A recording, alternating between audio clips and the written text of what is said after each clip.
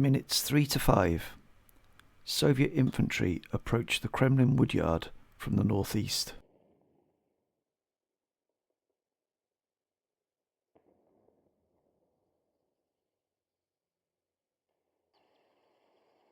And instead of sound contacts, a solid spot is gained of Soviet armour in the tree line east of the town.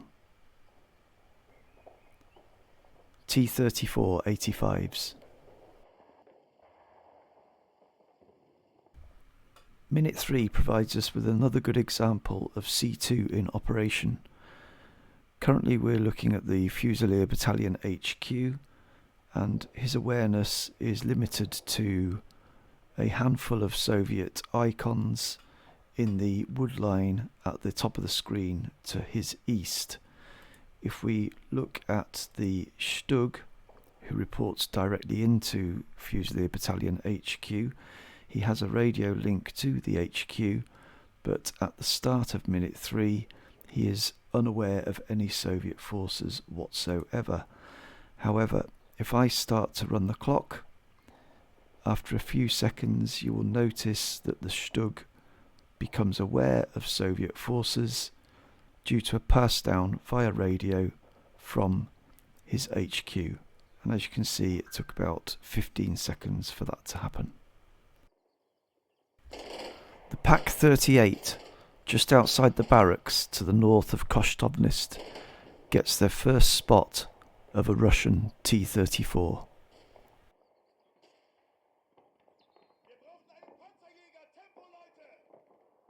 They engage.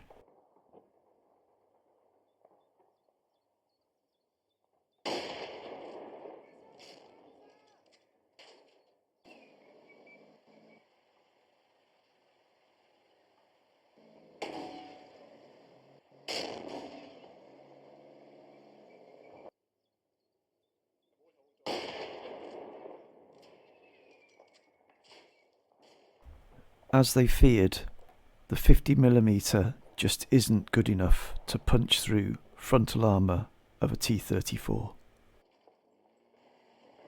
A T-34 engages the concrete machine gun bunker on the northeast corner of the town.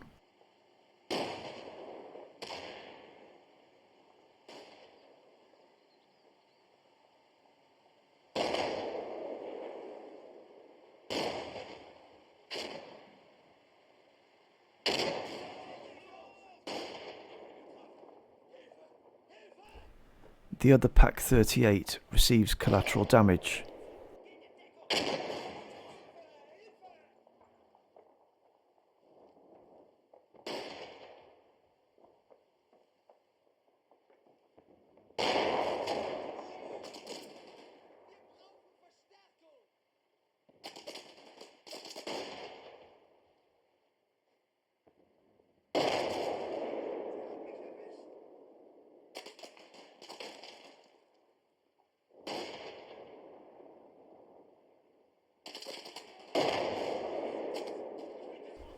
Casualties are taken and it has to be abandoned.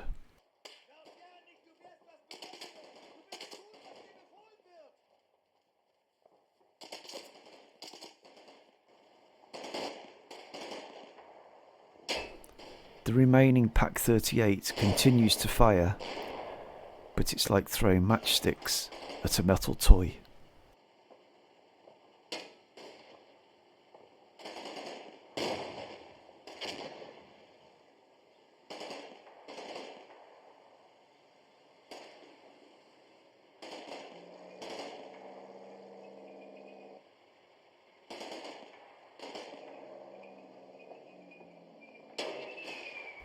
Back at Luca's farm, the 81mm mortar team are unaware of any Soviet forces, but they receive a fire plan from the forward observer.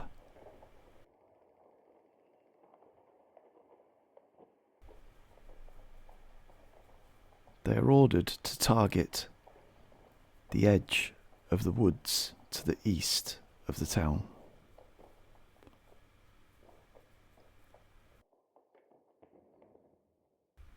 But it's going to take 5 minutes for the fire to come in.